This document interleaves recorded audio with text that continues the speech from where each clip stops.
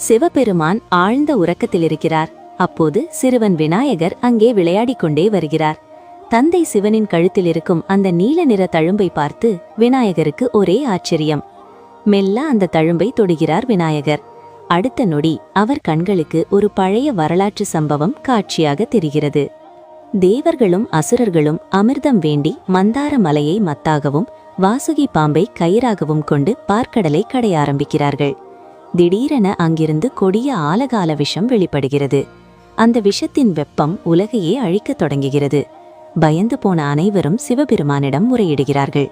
உலகை காக்க அந்த நஞ்சை சிவபெருமான் அப்படியே அருந்துகிறார். விஷம் சிவனின் வயிற்றுக்குள் சென்றால் உலகமே அழியும் என்பதால் பார்வதி தேவி ஓடி வந்து சிவனின் கழுத்தை இறுக பிடிக்கிறார். இதனால் விஷம் தொண்டையிலேயே தங்கி அவர் கழுத்து நீல நிறமாக மாறுகிறது. இந்த காட்சியைக் கண்டு விநாயகர் கண்கலங்குகிறார். தன் தந்தை உலகை காக்க எவ்வளவு பெரிய வலியையும் தியாகத்தையும் செய்திருக்கிறார் என்பதை உணர்ந்து அவரை கட்டிப்பிடிக்கிறார்.